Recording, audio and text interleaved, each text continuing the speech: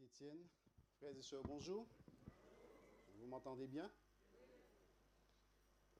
Je n'ai pas pu terminer l'année avec vous, j'étais au Gosier, mais j'ai fait de mon mieux pour me précipiter pour arriver ici, mais tout était déjà plié.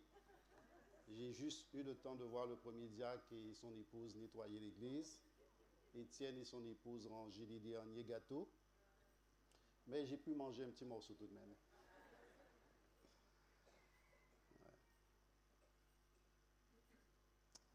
Frères et sœurs, 2024 est dans le passé. 2025, c'est désormais notre présent, notre quotidien. Et je voudrais rendre gloire à Dieu pour la vie qu'il me donne et qu'il donne à chacun de nous. Je disais que je n'ai pas été présent à la fin, le 31 décembre, mais j'aimerais tout de même m'inspirer de quelque chose que le frère Dodds a fait. Vous savez, chaque fois qu'il prend la parole, c'est très imprévisible. Je me pose toujours des questions. Mais il est d'une profondeur. Je ne sais pas si vous avez déjà remarqué.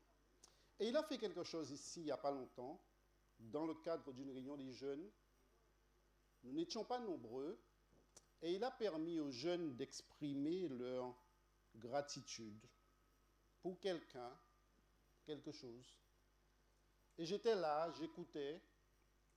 Et je me suis dit, mais tiens, nous ne le faisons pas assez. Nous ne le faisons pas assez. C'est pourquoi ce matin, j'aimerais publiquement manifester ma gratitude envers Dieu pour la jeunesse de l'Église, les aventuriers, les éclaireurs. Remercier Dieu pour les cadres, les directeurs, les adjoints, les moniteurs, les monitrices, tous ceux qui travaillent avec la jeunesse. Et j'aimerais que vous puissiez dire avec moi gloire à Dieu. J'aimerais rendre gloire à Dieu pour l'école du sabbat, la direction de l'école du sabbat, Sœur Gros et son équipe, tant au niveau des adultes, mais aussi au niveau de la jeunesse, parce que nous avons une très belle classe de la jeunesse avec Sandra. J'aimerais aussi remercier ceux et celles qui travaillent avec les enfants, et une pensée particulièrement pour Sœur Marie-Jo. Lui, je ne l'ai pas vue. Elle n'est pas encore rentrée, mais nous pensons à elle et à son équipe.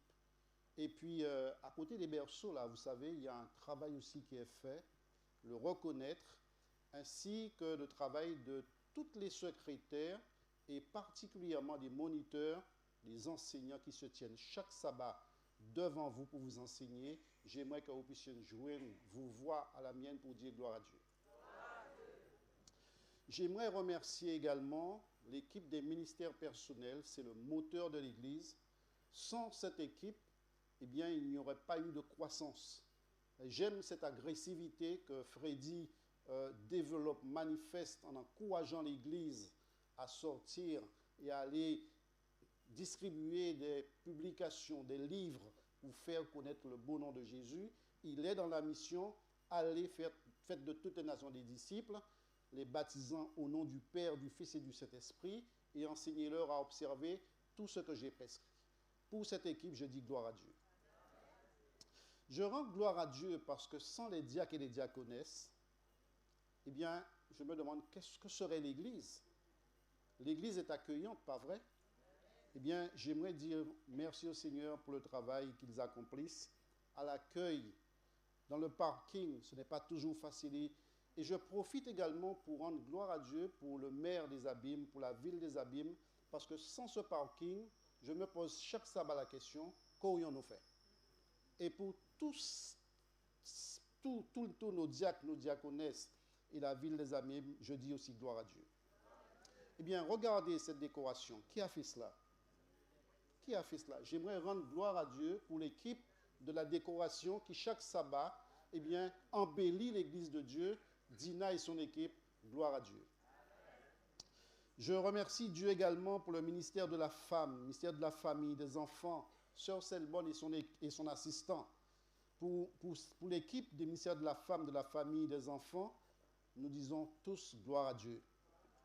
Merci pour le ministère de l'Éducation qui valorise nos enfants, qu'ils réussissent ou qu'ils aient différé leur réussite, pardon. Eh bien, cette équipe est là pour pouvoir encourager, prier dans des temps forts, particulièrement des temps d'examen. Et pour la sœur Marilyn, je dis gloire à Dieu. Je rends gloire à Dieu pour l'équipe de santé, l'équipe du premier secours, premier soin, parce qu'il arrive que parfois on vienne à l'église et que nous ayons un malaise. Eh bien, ils sont au taquet, ils sont là pour pouvoir rassurer. Nous avons un médecin parmi nous, nous avons des infirmiers, des infirmières parmi nous, et nous disons gloire à Dieu pour le ministère de la Santé. Je rends gloire à Dieu également pour l'équipe de la trésorerie et aussi tous les donateurs sans lesquels l'Église n'existerait pas. Parce que pour avoir ces fleurs, il faut avoir des fonds. Pour prendre soin de l'Église, il faut des produits, d'accord? Et donc, je dis gloire à Dieu pour l'équipe de la trésorerie et particulièrement pour chaque donateur et je vous encourage à donner pour la gloire de Dieu. Je remercie Dieu pour notre secrétaire qui fait un travail extraordinaire d'archivage et aussi de transfert Elle est vraiment très réactive et je rends gloire à Dieu pour nos secrétaires parce qu'elles sont deux, il y a une secrétaire adjointe. Pour elle, je dis aussi gloire à Dieu. Ah, que serait l'Église sans les vrais bergers du troupeau, les anciens? Nous les avons vus à l'œuvre et ils seront encore à l'œuvre dans un instant, dans des temps forts de prière, parce que nous sommes venus pour cela. Pour les anciens de l'Église, je dis gloire à Dieu. Merci pour le service des communications, de la vidéoprojection, de la sonorisation, sans laquelle vous ne pourriez pas m'entendre. Si je ferme le micro, vous n'allez pas m'entendre. Mais ils sont là et ils se dévouent. Et pour ce service de communication, je dis aussi gloire à Dieu, frères et sœurs. Mais je rends gloire à Dieu pour la musique, pour les musiciens. Nous avons de la bonne musique ici à Chauvel. Et j'ai dit quelque chose que je ne vais pas dire ici parce qu'on pourrait ne pas me comprendre, mais il faut que l'église de Chauvel soit le top au niveau de la musique pour la gloire de Dieu. Quand on vient à Chauvel adorer, il faut qu'on reste à Chauvel parce que l'adoration plaît à Dieu et aux hommes. Et j'aimerais remercier les chantres, l'équipe des chantres particulièrement parce qu'aucun service ne souffre du ministère des chantres. Ce fut un temps où chaque sabbat, il y avait plein de chantres. Mais le mercredi, il n'y a pas un.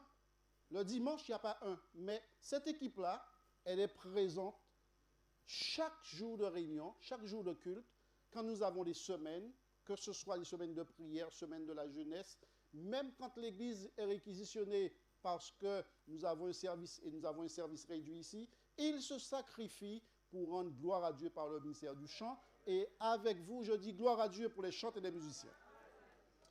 Je rends gloire à Dieu pour le ministère de réveil et réforme et de la prière que pilote la sœur Sylvestre. Parce que ferions-nous, frères et sœurs, sans la prière? D'ailleurs, je voudrais vous exhorter pour la réunion de prière. Dieu a dit, ma maison sera appelée une maison de prière. Je remercie Dieu parce que quand je viens ici le mercredi, je vois l'église présente. Mais j'aimerais voir toute l'église comme elle est présente ici aujourd'hui pour prier. Parce que ferions-nous sans ces moments de prière? Que ferions-nous sans ces moments de jeûne et de prière? Ces moments de prière après le culte. Parfois, nous sommes pressés de partir. Et je comprends, on a faim, on a d'autres activités l'après-midi, il faut se reposer pour revenir. Mais n'hésitons pas, frères et sœurs, à passer du temps en prière, même après le culte.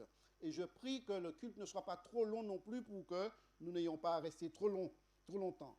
Et j'aimerais vous encourager dès mercredi prochain à être présent pour les 10 jours de prière. L'Église mondiale a choisi de commencer par la prière.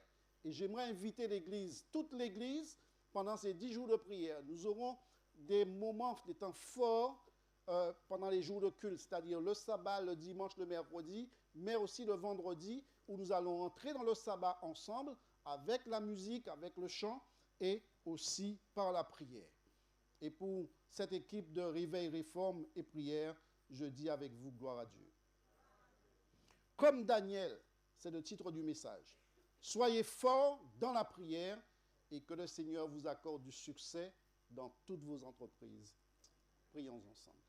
Éternel, notre Père et notre Dieu, nous voulons te remercier pour tous les ministères que tu as donnés à l'église de Chauvel et à l'église adventiste d'une manière générale. Mais nous voulons te remercier, Seigneur, pour ceux et celles qui se dévouent et qui mettent leurs dons et leurs talents au service de Dieu pour donner gloire à Dieu parce qu'il est digne, mais aussi pour l'édification du peuple de Dieu. Je te prie ce matin de permettre que les paroles que tu m'as inspirées soient entendues, soient comprises et mises en pratique pour la gloire de ton nom et pour le salut de chacun de nous. Je t'ai prié au nom de Jésus. Bien-aimés dans le Seigneur, la gravité des temps dans lesquels nous vivons nécessite que nous passions du temps dans la prière. Vous ne m'avez pas entendu. La gravité des temps dans lesquels nous vivons nécessite que nous passions du temps dans la prière. Nous passons du temps à la prière, mais plus encore de temps dans la prière. Une simple connaissance des événements marquant les derniers jours de l'histoire de notre monde ne nous profitera guère si nous ne réalisons pas l'expérience de la repentance, de la confession et de la purification du péché. Et ce n'est que par la prière, quand nous allons devant le trône de Dieu, pour ouvrir nos cœurs à Dieu, que nous pouvons le faire. Il faut que le Seigneur nous en délivre complètement. Vous êtes d'accord avec moi?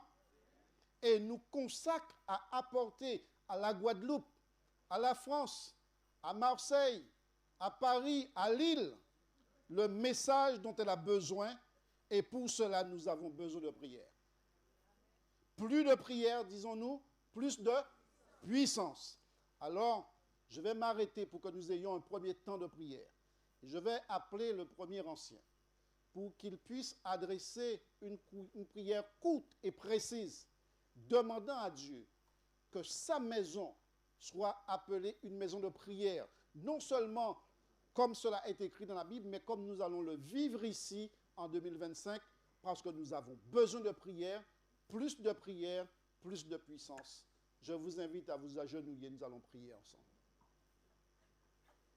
Juste avant, nous allons chanter une strophe du chant inscrit dans notre hymne louange, le 330, la première strophe.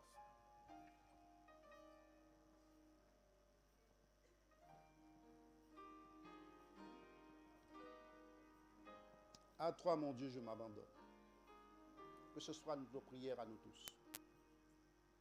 À toi, mon Dieu, je m'abandonne.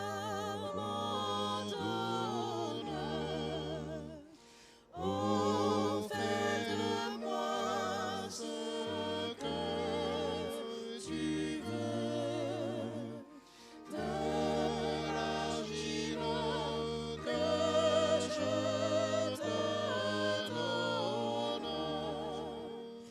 Fais de diamants précieux. Je vous invite à adopter la position de la prière. Ô Seigneur, prends toute ma vie.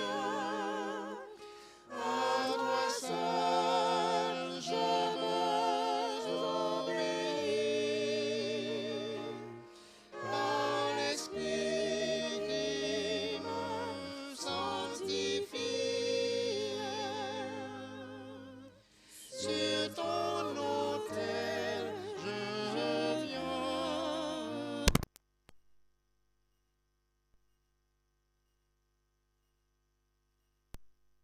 Notre bien-aimé Père Céleste,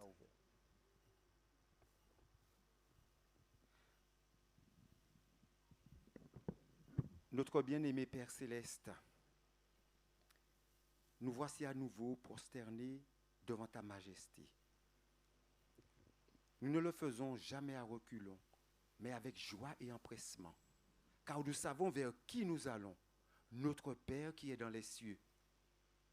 Nous voici devant ta face. Plaise à toi que ce ne soit pas nous seulement, Plaise à toi que ça ne soit pas seulement dans cette église de Chauvel, mais que partout dans le monde, qu'il y ait des hommes et des femmes qui s'humilient devant toi, qui cherchent ta face, qui confessent leurs péchés et qui aient au fond de leur cœur le désir sincère et profond de te rencontrer par la prière. Nous savons, Seigneur, que les bénédictions que tu as pour nous sont en abondance. Elles sont sans fin. Et durant l'éternité, tu vas prodiguer tes soins à ceux qui auront été blessés par le péché, brisés par l'iniquité, mais vivants pour Jésus-Christ. Amen. Voici ton Église en ce matin devant toi pour te prier pour chacun de nous. Tu connais la vie secrète de chacun. Tu connais les soucis de chacun. Tu connais les angoisses de chacun. Tu connais nos luttes personnelles. Tu connais de façon singulière la vie de chacun de nous devant toi. C'est pourquoi en ce matin, nous voulons te donner gloire. Parce que Seigneur, c'est vers toi et c'est vers toi seulement que nous pouvons trouver du repos. C'est vers toi que nous pouvons nous tourner pour trouver la paix de l'âme. C'est vers toi seul que nous pouvons nous tourner pour être satisfaits, pour être remplis. Car il n'y a rien sur cette terre qui puisse nous convenir convenablement. Notre Père et notre Dieu, nous vivons dans un monde qui prie de moins en moins. Il paraît que dans les années 60, 66% des Français croyaient en toi. Maintenant, il n'y a qu'une quarantaine de pouces, il n'y a que 44% de Français qui croient en un Dieu vivant et un Dieu qui est capable. Et nous en faisons partie. Nous voulons, Seigneur, que notre monde qui est dans cette mutation sans fin, mais une mutation dans le mauvais sens, que notre monde soit stoppé dans sa course, qu'elle s'arrête. Tout cela parce qu'il y aurait des hommes et des femmes en prière. Parce que nous qui croyons que tu es capable de faire quelque chose pour notre pays, la France, que Seigneur, tu puisses te manifester enfin. Nous voulons te demander de faire de chacun de nous, non seulement des hommes et des femmes de prière, mais des montagnes de prière. Des personnes qui s'engagent à prier pour ce monde. Des personnes qui s'engagent à accompagner chaque individu dans une relation profonde et personnelle avec toi. Nous n'avons besoin ni d'or, ni d'argent, ni de maison, ni de quoi que ce soit, mais nous avons besoin de ta présence en ce monde. Nous avons besoin de ta vie dans nos vies. Nous avons besoin de voir des miracles provenant de toi. Nous avons besoin de voir ta puissance à l'œuvre dans nos vies. Pas pour nous donner ce que nous attendons, mais pour nous changer, pour nous transformer, pour nous conduire vers cet amour agapé qui seul ouvrira les yeux du monde. Notre Père et notre Dieu, tu as donné une mission à ton Église. C'est d'annoncer que Jésus-Christ est Sauveur et Seigneur. Mais ton Église ne peut pas annoncer cette mission si elle ne se courbe pas dans la prière, si elle ne recherche pas sans cesse, sans arrêt ta face, si elle ne se tourne pas vers toi pour réclamer, Seigneur, ta puissance. Tu as dit, ce n'est ni par la force, ni par la puissance de l'homme, mais c'est seulement par mon esprit. Nous avons besoin de ton esprit. Nous avons besoin d'entendre chacun de nous cette voix qui a été prononcée au baptême de Jésus-Christ. Tu es mon fils bien-aimé, en toi j'ai mis toute mon affection, pour que nous puissions prendre à cœur l'œuvre que tu nous as confiée et que ton Église ne soit plus une Église militante, mais qu'elle devienne une Église triomphante. Seigneur, aide-nous à aimer la prière plus que toute autre chose. Comme nous respirons, comme nous avons besoin de respirer, permets que la prière soit cela pour nous. Car à côté de notre vie physique, à côté de notre vie matérielle, nous devons comprendre que nous avons aussi une vie spirituelle. Une vie, Seigneur, qui trace un chemin parsemé de toutes sortes de difficultés spirituelles. Les assauts du diable contre nous, tout cet antagonisme, toute cette haine livrée contre ceux qui te cherchent. Ouvre nos yeux, Seigneur, afin que rien dans ce monde ne puisse nous distraire, mais que, ayant les yeux clairs, nous puissions voir et comprendre ce que tu souhaites pour chacun de nous. Relève ton Église, fais de ton Église une Église de prière. Tu as dit, si mon peuple, sur qui est invoqué mon nom, s'humilie, prie et cherche ma face, je l'exaucerai des cieux, j'effacerai son péché et je guérirai son pays. Guéris-nous non seulement de nos maladies physiques, mais guéris-nous aussi de nos maladies psychiques, psychologiques, spirituelles. Délivre-nous de nous-mêmes et délivre-nous de toutes nos chaînes. Nous te réclamons ces grâces au nom de Jésus pour l'année 2025 et pour ta sainte gloire. Amen.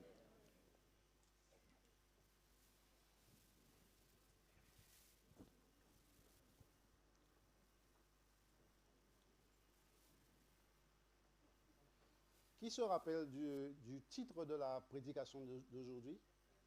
La prière de Daniel. Justement, dans le livre de Daniel, il y a une situation de crise. D'ailleurs, dans Daniel, nous sommes en situation de crise.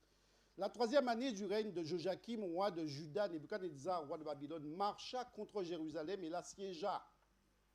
Le Seigneur livra entre ses mains Joachim, roi de Juda, et une partie des ustensiles de la maison de Dieu. Nous sommes en situation de crise. La 2e année du règne de Nebuchadnezzar, Daniel 2, verset 1er, Nebuchadnezzar eut des songes. Il avait l'esprit agité et ne pouvait dormir. Le roi fit appeler les magiciens, les astrologues, les enchanteurs, les chaldéens, pour qu'ils lui disent ses songes. Ils vinrent et se présentèrent devant le roi. Le roi leur dit, « J'ai eu un songe. Mon esprit est comment? Mon esprit est agité, il y a de l'agitation dans l'air et je voudrais connaître ce songe. » Nous sommes ici également dans une situation de crise. Et face à la crise, il y a 2 attitudes. Face à une crise, il y a 2 manières de se tenir, 2 manières de se comporter. Celle du roi Nebuchadnezzar et celle de Daniel et de ses amis. Frères et sœurs, face à la violence du roi qui a publié un décret de mettre à mort tous les sages de Babylone, Daniel, lui, il est calme. Le roi est furieux, il est irrité, il est enragé, mais Daniel reste calme. Le roi est angoissé, il est stressé, son esprit est agité au-dedans de lui. Daniel et ses amis ont recours à la prière. Il ne s'agite pas. Étienne dirait qu'ils sont comme moi. Vous n'avez pas ri, vous n'avez pas compris. 2 types de réactions, frères et sœurs, nous les retrouvons dans le monde et nous les retrouvons aussi dans l'Église. Quand il y a une crise, soit on s'agite, soit on est calme. Moi, j'ai choisi d'être calme et je rends gloire à Dieu. Concernant le décret du roi, Daniel se retire pour s'adresser au Dieu du ciel. En temps de crise, en temps de violence, en temps d'angoisse, d'agitation et de guerre, quelle est notre attitude? Et vers qui nous nous tournons? Est-ce que nous nous agitons comme le monde? Ou alors est-ce que nous restons calmes parce que le monde a besoin de modèles, le monde a besoin de prière? Parce que si nous sommes agités comme le monde est agité en situation de crise, qui va appeler la paix sur le monde? Parce que nous-mêmes, nous sommes aussi autant agités que le monde. Frères et sœurs, en temps de crise, je vous invite à adopter l'attitude de Daniel. Dans la prière de Daniel, on retrouve toutes les caractéristiques de la prière. C'est une prière vraie. Une prière qui sort des tripes de Daniel. Elle n'est pas mécanique. Ce n'est pas une prière machinale. Ce n'est pas une libéria, comme disait ma grand-mère. Ce n'est pas non plus une prière théâtrale pour plaire aux oreilles, pour plaire à l'assemblée. Elle n'est pas superstitieuse, la prière de Daniel. Ce n'est pas un enchaînement de belles paroles pour avoir plus de chances d'être entendu par Dieu. C'est un cri de supplication. C'est un cri de délivrance. Car Daniel et ses amis, mes amis, sont menacés. Ils sont menacés d'une mort certaine et pas de n'importe quelle mort. Ils vont mourir de manière atroce. Nous sommes dans cette situation. Et si, frères et sœurs, nous n'intervenons pas par la prière, eh bien, la mort est certaine et la mort sera aussi atroce. Quand vous et moi, nous sommes en danger, quel type de prière adressons-nous à Dieu? Est-ce une prière machinale?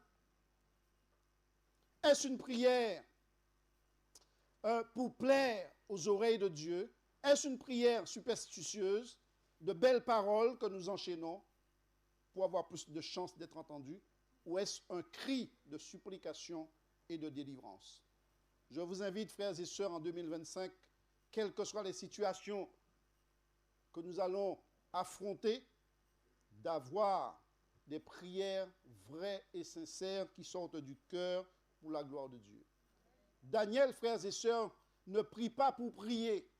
Et il nous arrive parfois de prier pour prier. La prière de Daniel vise la communication avec Dieu. La prière de Daniel vise la communion avec le Dieu du ciel pour que Dieu parle, se révèle à Daniel. La prière de Daniel, c'est tout simplement une prière où il va rentrer en communion avec Dieu, en communication avec Dieu, mais c'est Dieu qui va se révéler, qui va parler. La prière de Daniel n'est pas un geste qu'on pratique parce que la religion l'exige. Daniel prie pour avoir une réponse au secret du roi qui a rêvé, qui a oublié et qui exige la révélation du songe et son explication. C'est cela la prière de Daniel. Jacques Doucan dit que on a mal compris la prière si on la réduit à un simple exercice de piété à valeur psychologique répondant aux besoins de l'homme. Je vais répéter cela parce que cela me paraît important. On a mal compris la prière si on la réduit à un simple exercice de piété à valeur psychologique répondant aux besoins de l'homme.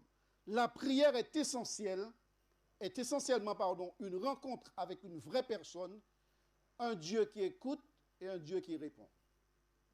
Dans Daniel chapitre 2, verset 19, alors, il est dit, le secret fut révélé à Daniel dans une vision pendant la nuit, et Daniel bénit le Dieu des cieux. Donc, la prière, c'est une rencontre avec une vraie personne qui est Dieu, qui écoute et qui répond. Daniel s'est adressé à Dieu, et dans une vision pendant la nuit, Dieu s'est révélé à lui et il a béni le Dieu des cieux. Frères et sœurs, notez avec moi que Daniel n'a pas accès au secret du roi par le moyen de techniques particulières, ni grâce à sa supériorité de la sagesse ou même de la valeur de sa prière. En d'autres termes, l'exaucement d'une prière ne dépend pas de la valeur de celui qui l'offre. Dans Daniel 2, verset 30, « Si le secret m'a été révélé, dit Daniel, ce n'est point qu'il y ait en moi une sagesse supérieure à celle de tous les vivants, mais c'est afin que l'explication soit donnée au roi et que tu connaisses les pensées de ton cœur.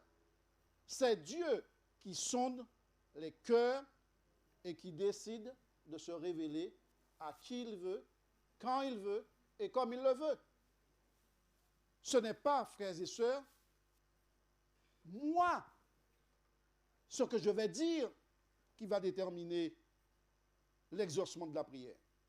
Pour les Chaldéens, les magiciens, les astrologues, tout se passe en bas, tout se passe sous la terre, au niveau de la technique, parce qu'ils se préparent à dire des mensonges au roi.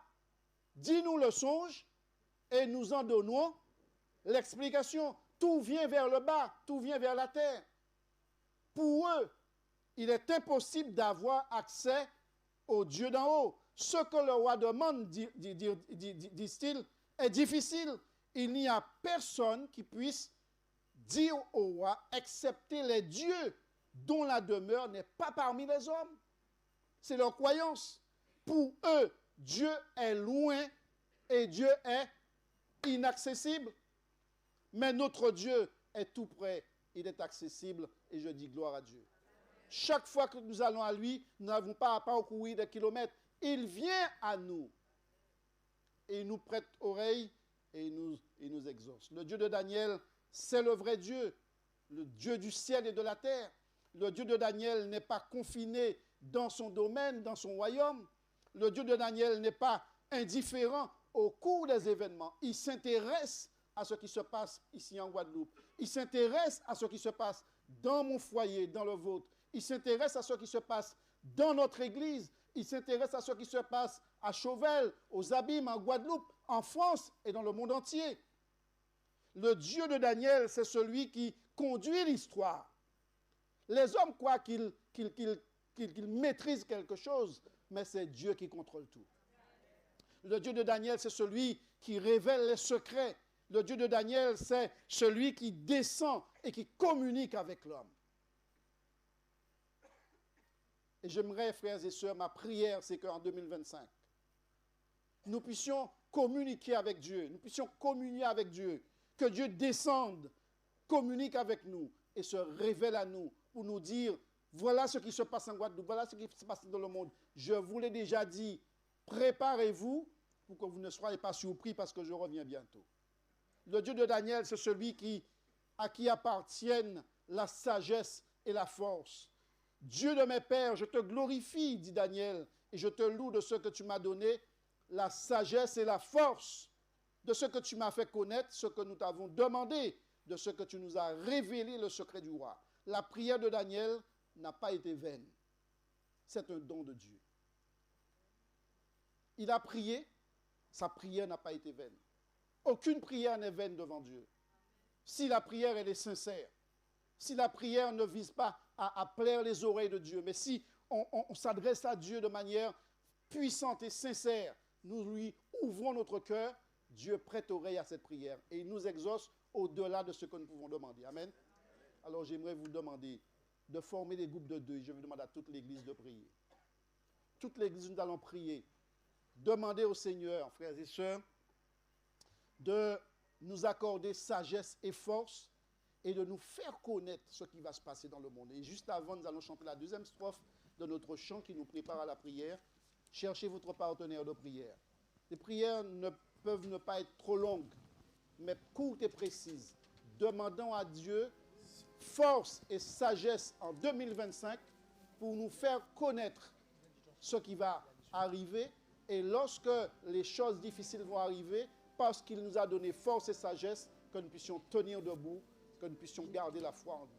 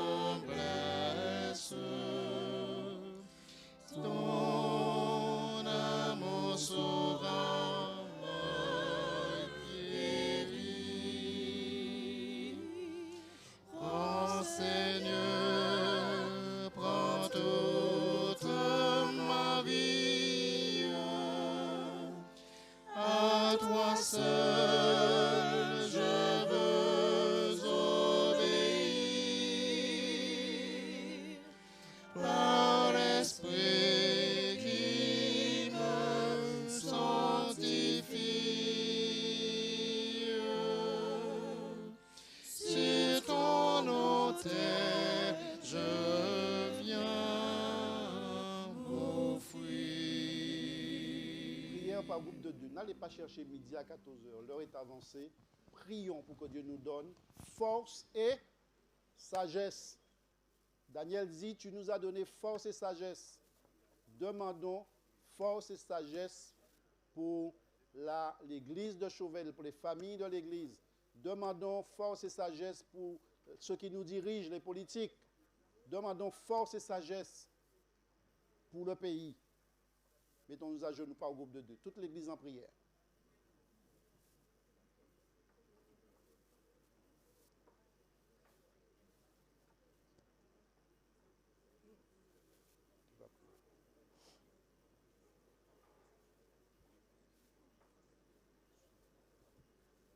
Tu veux prier avec moi?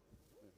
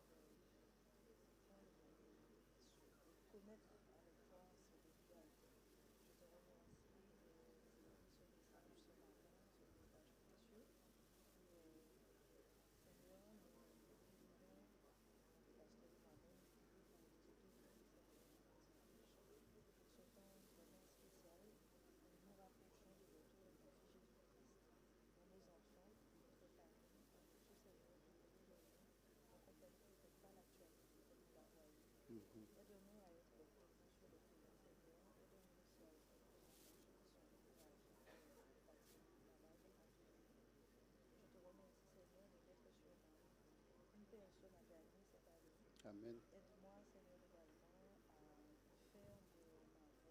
et de mon être un instrument, une porte ouverte pour que ceux qui ne connaissent pas Christ puissent.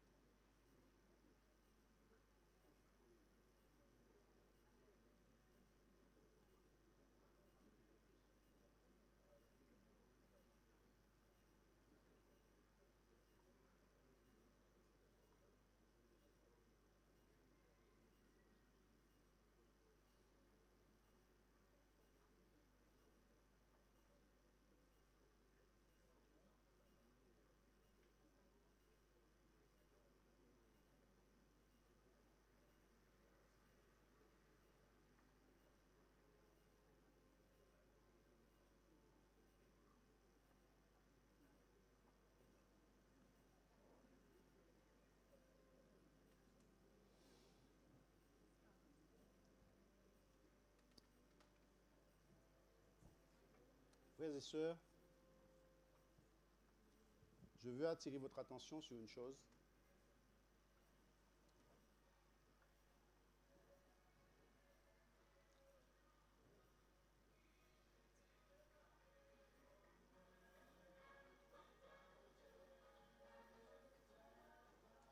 Je veux attirer votre attention sur une chose, tandis que nous approchons vers la fin.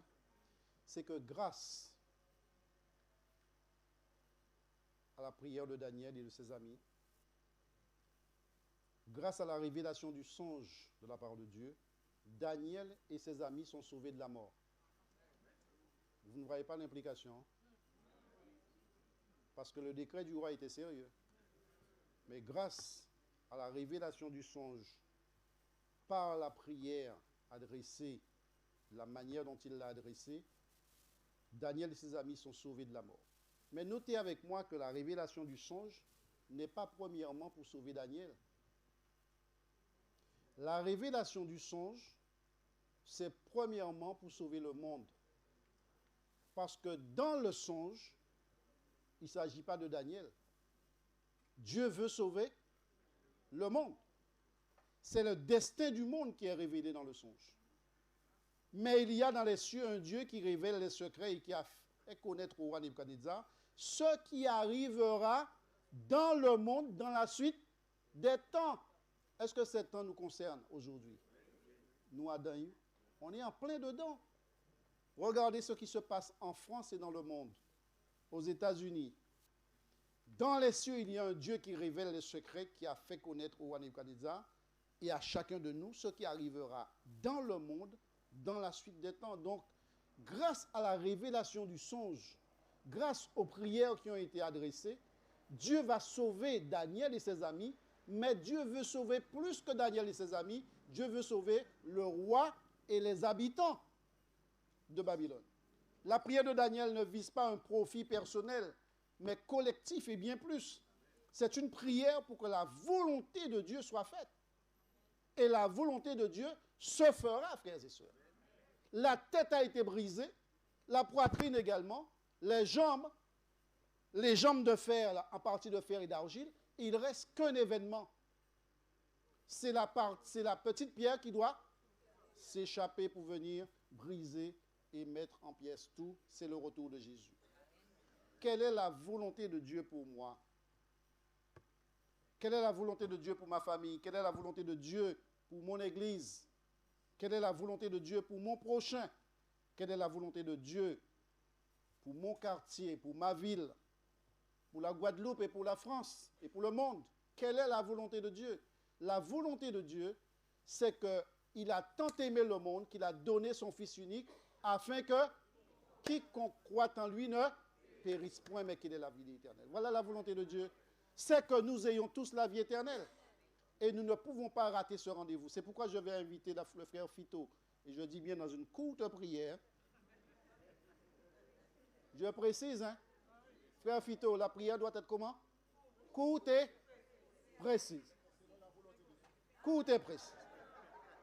Et là, il va intercéder pour nous, pour que Dieu nous révèle sa volonté pour nous, individuellement, pour notre famille, pour notre église, pour notre prochain, pour le quartier dans lequel nous évoluons, la ville des Abîmes, la Guadeloupe, la France et le monde entier. C'est le troisième temps de prière avec le chant qui l'accompagne, la troisième strophe de ce chant, et frère Fito dans une courte prière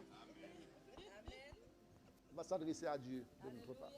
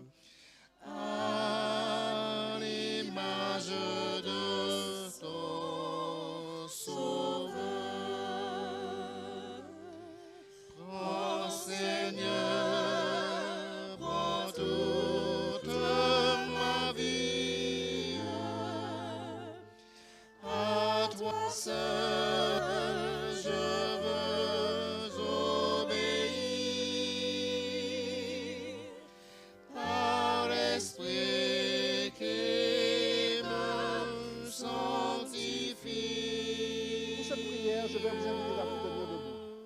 Sur ton autel, je viens m'offrir.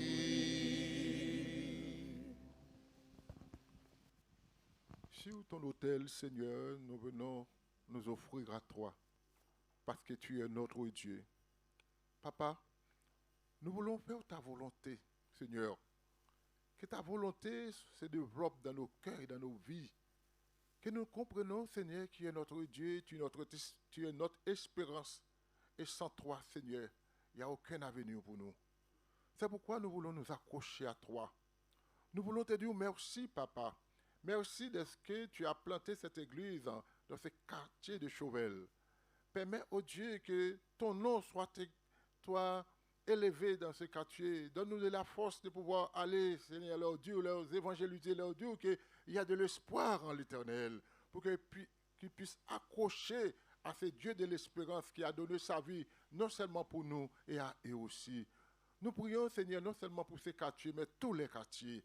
Ils ont tous besoin de Jésus. Nous avons besoin de reconnaître que Jésus est le seul Dieu et sur qui nous devons nous confier.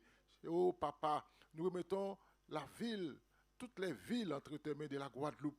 Nous t'en prions pour chaque ville, et spécialement la ville des Abîmes, Seigneur, son administrateur, ses conseillers, Seigneur, qui permet à l'Évangile de continuer à se développer, de continuer à avancer, Seigneur, toutes les églises que tu as plantées dans cette commune, Seigneur, pour que cette église puisse, Seigneur, animée par l'Esprit de Dieu et que le peuple puisse, que le monde même, le quartier, la ville, la population puisse comprendre qu'il y a un Dieu d'amour qui les aime et qui viendra très bientôt le chercher.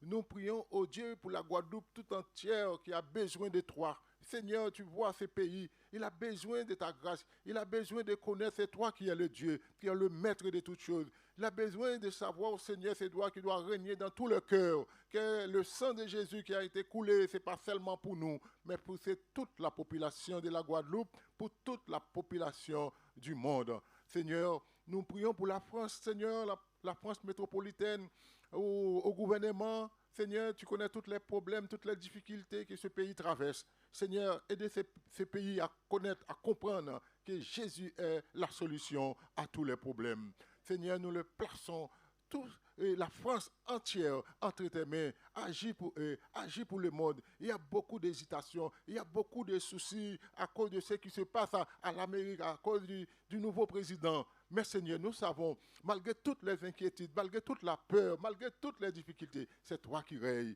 et c'est toi qui as toutes les décisions. Merci de nous accepter. Merci de bénir ton Église. Que ton Église soit en prière. Que nous puissions prier encore, plus encore en 2025. Que nous approchions vers le Dieu avec un cœur sincère. Et que la volonté de Dieu continue à grandir, développer, exercer dans nos vies et dans nos cœurs. Et que la paix de Dieu qui surpasse toute intelligence gardera nos cœurs et nous aider à nous approcher sans crainte, sans peur et à nous donner entièrement à notre Dieu. Merci de nous accepter, merci de nous écouter, merci de bénir ton peuple et tes enfants. Je te prie ainsi dans le nom de Jésus-Christ qui vit et qui règne au siècle des siècles. Amen. Gardez votre position et nous remercions le frère Fito pour cette courte prière. Frères et sœurs, un conflit terrible nous attend. Nous approchons du combat du grand jour de Dieu, du Dieu Tout-Puissant. Les forces, dit Madame White, qui ont été retenues doivent être relâchées. L'ange de miséricorde est en train de replier ses ailes et se prépare à descendre du trône pour laisser le monde sous l'empire de Satan. Nous lisons que dans Matthieu 25, verset 5, il y a deux types de personnes, deux types de vierges. Celles qui sont sages et celles qui sont folles. Les 10 vierges représentent l'Église des derniers jours. Le temps, dit la servante du Seigneur, que de si nombreux croyants se permettent maintenant de gaspiller, devrait être employé à accomplir la tâche que Dieu nous a confiée et qui consiste à nous préparer en vue de la crise finale qui approche. Satan dirige ses troupes. Sommes-nous individuellement préparés en vue du conflit terrible et imminent qui nous attend? Est-ce que nous nous préparons et est-ce que nous préparons nos enfants à cette grande crise? Le temps d'épreuve qui est devant nous exige une foi capable de supporter la fatigue, les délais et la faim, une foi qui ne faiblira jamais sous l'épreuve. Au reste, fortifiez-vous dans le Seigneur et par sa force toute puissante, revêtez-vous de toutes les armes de Dieu afin de pouvoir tenir ferme contre les ruses du diable.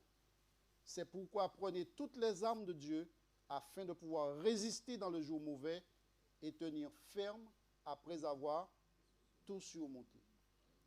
Frères et sœurs, en été, la différence entre un arbre à feuilles persistante et un autre n'est pas visible en été. Mais quand viennent les frimas, l'un reste vert et l'autre se dépouille de son feuillage. Je prie qu'en 2025, nous soyons plantés près d'un courant d'eau et que nous restions avec les feuilles et des fruits que Jésus revient chercher, qu'il nous garde et qu'il nous bénisse.